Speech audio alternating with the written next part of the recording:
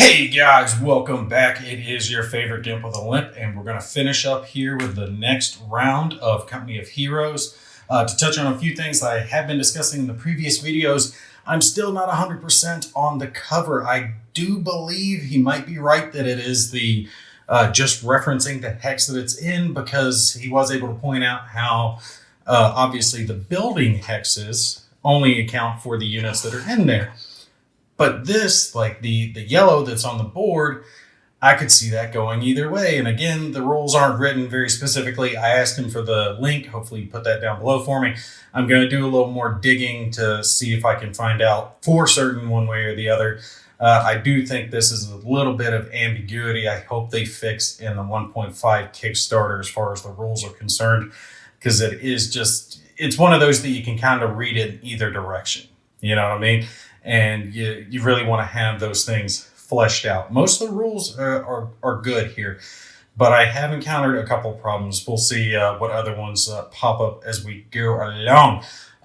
Getting back into our maneuver phase here, though, for the Allies, I don't think I got anything here to do with the U.S. forces.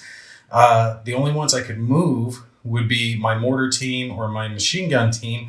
And I don't really think I want to move either one of them. Machine gunners aiming at those guys. Mortar can hit both of the enemy forces that are on the board. I don't really see a need to move him up. I'm probably just going to leave him. And unfortunately, that means I'm wasting these 3 command points. But it is what it is. So we'll just go with that. Let's pop over to our Soviets. All right, so for our Soviet maneuver phase, we know we got a lot going on over here. This is just bad juju. That is so horrible there. And they've already lit those guys up. They're probably going to be finishing them off this round. So I got to try to get them some cover. So I'm going to add another couple of points, move them over here. But by doing that, my little mortar team that's here can take and hit them, and they can hit them. And I still don't know about this building being able to be destroyed. If you guys know, let me know. Unfortunately, like I said, I don't have the rules for this specific building. I'm just going to play it like it can't be for now, unless I find out different. The small buildings, these buildings, can be destroyed. It's got the spot to put the D6, but I don't know anything in reference to that big one. So, yeah. But that's all right. He's got range over here. He can fire in that direction. The mortar can hit him as well. So that'll work, and I've got 1 point left, which we will use on this fella down here to move him up, because, I mean, there's just not a whole lot I can do, and I need to try to get those guys up, and I'm probably going to be buying another infantry squad on the next round, because I got a feeling those fellas aren't going to be around here too much longer. All right, so we got a couple of cards left in the AI deck. Let's draw our first one. Another general advance, which means go for the victory point, which he's already on. So I'm going to play this one exactly as it's written.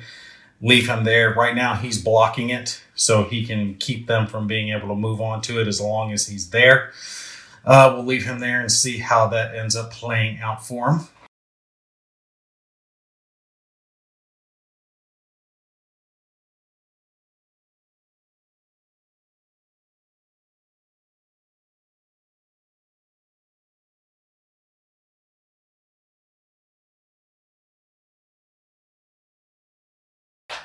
And I'm going to go ahead and place my second to last flagpole here, so I don't forget to pop that thing up. Actually, we're getting ready to hit damage phase, so I'll leave it down for now. I'll put it up when we hit our supply phase, but have that right there just so I don't forget. I got one left that I have not set up just yet. So let's pan over to our feeble commander, see what he's going to do.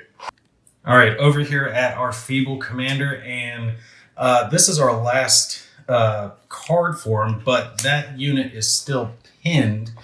And I went digging through the rulebook, and I wasn't able to find anything as far as solitaire units, what they do as pinned units. So I'm just going to leave them for now. I'm pretty sure that's not the right choice. But, I mean, they're almost dead anyway, so it's not a huge deal for them. But if you guys know, if I'm missing it somewhere, put it down in the comments. Let me know what goes on with a AI unit that's pinned, because as far as I can tell, there's no orders that tell them what to do when they become pinned.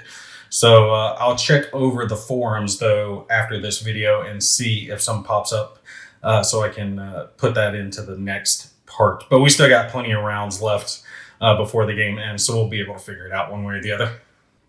Okay, so this round is going to go really bad for me. Oh, because of that anti-tank guy. We're into our damage phase, all right? So we're gonna kick this over. I'm gonna grab my little card here so I can have it for unit selection, but I don't think that's going to matter too much. Now, I already know that I'm going to be placing a die here from the machine gunners. And the rest of them I'm going to put towards this AI unit over here. So that's 1 explosive and 2 anti-infantry from my armored vehicle, because he's got the bonus. And then there's 1 anti-infantry from just my regular infantry. So that's enough to kill him off as it is anyway, but we're going to hit him with everything just because we can. And 1 more explosive die coming in from the mortars. So blowing that one out of the water. Now here's the problem though.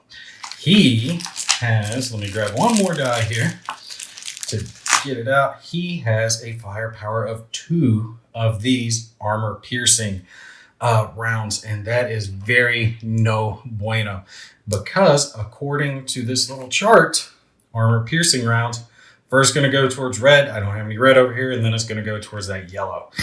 So he's going to hit me with 2 armor piercing rounds that I have absolutely no defense against, which will cause massive damage. Oh god, he's only got 3 health. I was hoping he would last longer than this, especially since I paid 2 munitions to upgrade him. But here's what it is. All right, so let's work left to right here. This is going to eliminate him. He doesn't get to fire since he was pinned anyway. Now, if I'm right on the experience points thing, I get 1 point for damaging an enemy and then 1 point for killing it. But I only get the point for damaging an enemy once per round, so I won't get a point for damaging him, but I'll get another point if I kill him. So that's 2 experience points that I get for getting him. We'll toss him over there out of the way. Now, let's go ahead and grab 2 damage cubes, and actually I'll move this over to this fight. 2 damage cubes that I will be placing here because there's no defense for my armored vehicle. It's just got 2 hits. I might retreat him back. My infantry here, actually they can do a repair action on him in the supply phase, but they got to be closer.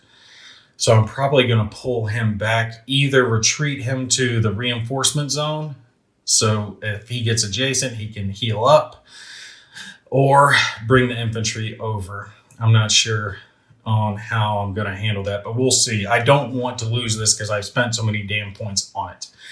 Now, this goes, he's going to take 3 anti-infantry rounds. Bam, that's going to kill him as is right there, so we don't have to worry about the further aspect of it. But I do want to roll just to see what these explosives would have been. First one's going to be double damage. Of course, it's double damage when I don't need it. When I've hit him with overwhelming firepower, that's when I get the double damage. And second one is going to be no damage. So in essence, he ended up taking 5 total damage and was blown off the board. So good stuff. Got rid of that anti-tank gun. But that will get me another point of experience. So, well, let me grab the card and I'll show you guys. I've got combined arms. I can spend a couple of munitions. We'll do that during the supply phase probably to get this. And that will cause any units, US units, that are adjacent to increase their sight and range. That would be really good. My mortars could hit out to 5. My infantry and others, they could see out to 3. So in essence, I could see the enemy before they could see me. That's really good. But this is really good. And I'm one experience point now towards that, trying to get this. Shermans and Wolverines cost 1 fuel less. That's really good.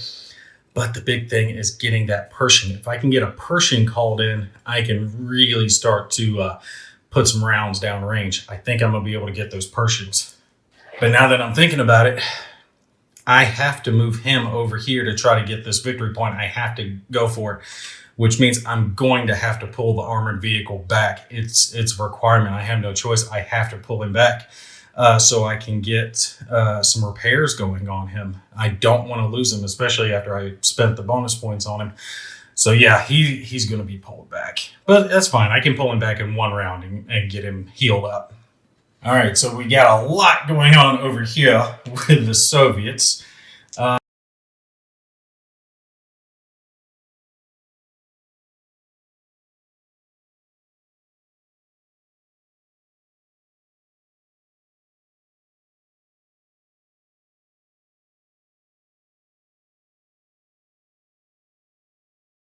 Let's throw out what they've got going on, and he can only target him, so he will hit. Good grief.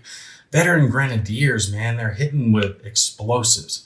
So anti-infantry, I need that explosive to miss. Otherwise, he's wiping those guys off the board. But I do get a defensive roll, so that helps. Now they get to put their attack on him, and I'm going to put a mortar attack on him as well, because the mortar that is down right over here, just off camera, can see him. So put a couple of points of damage towards him. Hopefully that will help. But I need to keep sight on him. Oh, this is bad. All right, let's pan over. Okay, so we got a lot going on over here. But what I'm going to do is my tank has 1 anti-infantry again in his frontal arc. So this way out to this way. So I'll hit these guys with the anti-infantry, which will finish them off. But his range is only a 2, so I might as well hit him with the armor piercing just to go for it. And a little extra damage. But I do have a mortar team right there. And I'm not sure. Hold on. I'm thinking, because I was thinking I could have the mortar team shoot at them because they're seen by my other units over there. But here's the thing. I've got effectively 2 buildings in front of them, but I believe I can drop it in. Yeah, mortars can drop in on them. They're indirect fire. So I can fire that way. Yeah. Okay, I'm right. I believe I am right on this. I've been having to make sure I'm right. But yes, I can drop it in on him. But again, he's going to get 2 defensive rolls anyway, so we got to figure out the total amount of damage done first. So that's where all the damage is spread out. Let's, again, work our way left to right. All right. 1 infantry guy is killed. Well, wait. Hold on. That's right. I get 1 defensive roll. All right, so here's the thing. I'm going to go ahead and use it on this anti-infantry because it doesn't matter. I'm only going to be able to stop 1 at best coming from these guys. So let's roll it. I need it to be anything but a red. As long as it's not a red, there's a chance these guys will survive into the next round. So no red, no red, no red. And slide it forward. Make sure to use 1 finger so you guys can see there. We got a black that blocks 1 damage. So black and green block 1 damage. Red means failure, and the damage does go through. So we stop the anti-infantry, but now we have the high explosive to worry about. All I need is for this not to be green. As long as it's not green, we will survive. I can survive a 1 point of damage or 0 points of damage, but I cannot survive a green point of damage. All right, come on. No whammy, no whammy, no whammy. And that's great. Bam, whammy. They got him with a crit. Oh, 2 guys down. Is what it is. We lost him. Damn, that is unfortunate right there. Okay, let's pan over. real quick. We have damage coming in here. Now they have 2 rolls they can do, so I need to figure out the total amount of damage that they're getting because it can only reduce damage by 1. So let's roll these, both the explosive rounds that are coming in. Again, these are, because of the advanced rules, either 0, 1, or 2 points of damage, depending. So right now I'm hoping for the greens because I could potentially wipe these guys out if I got good rolls going in my favor, but that probably won't work. Let's see. And we got 1 green and we got 1 black. So that's actually pretty decent. Between all of this, we have now done 4 points of damage. All right. So 2 is automatically going to go through. We will put a couple of damage cubes on.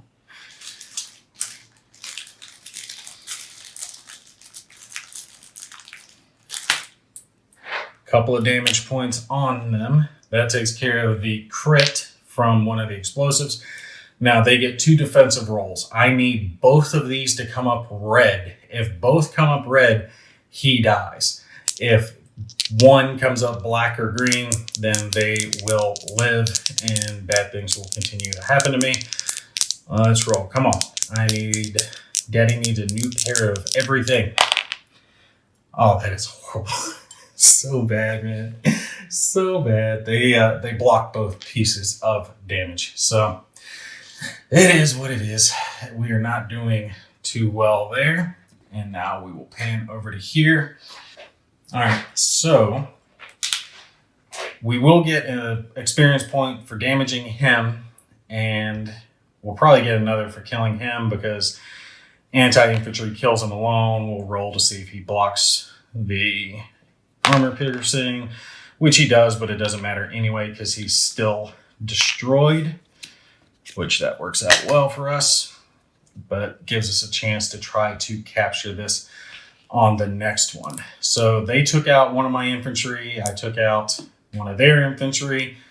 Kind of even at this point, but their grenadiers are probably going to go back to full health because I do not have anyone that has line of sight on them now, which means they get flipped. And if I do remember correctly, that means they go back to full health.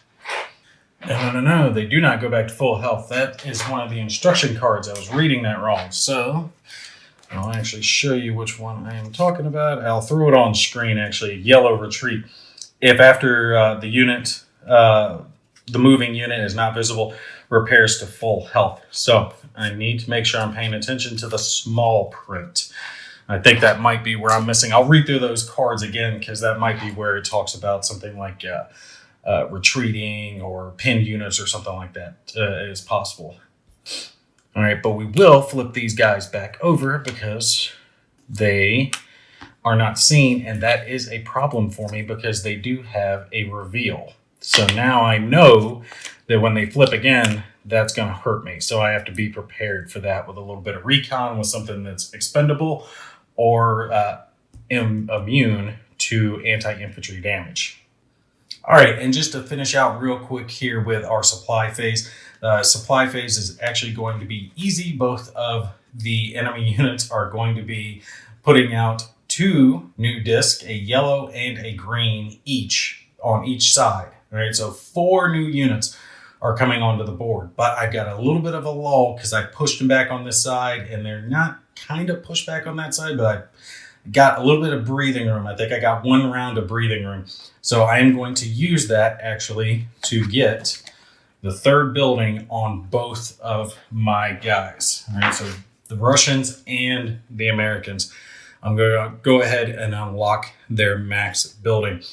For the Americans, this opens up Shermans and Wolverines. For the Soviets, T-34s, Su-76, Su-85. That thing's beautiful, but it's slow. Probably won't be using as much. But I'm leaning towards this. Ooh, or actually, the Wolverine might be the way to go. Ooh, there's good stuff in both of those. Thing is if I can get, like I said, just a couple more experience points, I can get these guys down to where they cost 1 less fuel. And if I do that with a Wolverine, I could crack out a Wolverine a turn. All right, now that is some serious firepower, but it doesn't have any anti-infantry, but it is fast. If I wait a little bit, crack out at least a Sherman, got a little more health, and it's got some anti-infantry firepower, and I can even boost its anti-infantry firepower. So both of those are really good. And I am going to start encountering enemy heavy vehicles here in the next couple of rounds. And you'll see there with the same thing with the Soviets. Their tanks aren't quite as good, a little lower power on the T-34s. Can give it a little bit of extra health, but they're not overly expensive, right? If that was reversed, if it was 3 and 2 instead of 2 and 3, I would be able to get out a T-34 each round, which would just kick ass. Long range here with the Su-76 and a lot of explosive damage, but it's all directional, which is a problem. And then the Su-85, a lot of armor piercing, but it's slow, so it takes a little while to get going. But the most health on him. So a lot of good options. But remember, we're going big tanks. We want to get Pershings, and we want to get, what is the one? IS-2 heavy tank. I want to get those guys into the game if I can get them in. Plus those shock troopers for the Soviets, because that is what I am relying on to kind of turn this back and allow me to get some of those victory points. Those shock troopers are expensive, but those guys can put out some hurt. Natural defenses, those guys will kick butt. Plus the heavy tank. But we've already got this, and I'm working towards this, so we might be able to put some rounds downrange. All right, you guys stay tuned for the next exciting installment. Definitely got to say, really love the game. And this still, in my opinion, is one of the best adaptations I've seen of a video game to a board game, and one that is fun to play. I mean, yes, there are a few ambiguities in the rules, but I think part of that is on me, where I missed a sentence or a word on a card somewhere, which that happens to everybody. That's no big deal. The only big thing is that I've really discovered so far is the cover, right? The cover not being fully fleshed out and explained, and the fact with the AI commanders. I'd like to see them at least put out some print-on-demand AI commander, something that changes it up a little bit, gives a little more variety, because you don't want to keep playing the same commander over and over and over and over again. But after playing this way, I do believe that the game could be played just normal, right? Like using the units and then kind of using the AI cards as a guide of what those enemy units are going to do, and then kind of keeping track of their own victory points and control points, all that good stuff that the AI would need. Play them just like a player, but use the AI cards to determine what they're going to do. I think I might do that once the 1.5 Kickstarter releases.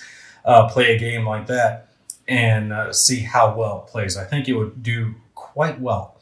All right, but you guys put your comments down below. I will see you in the next one.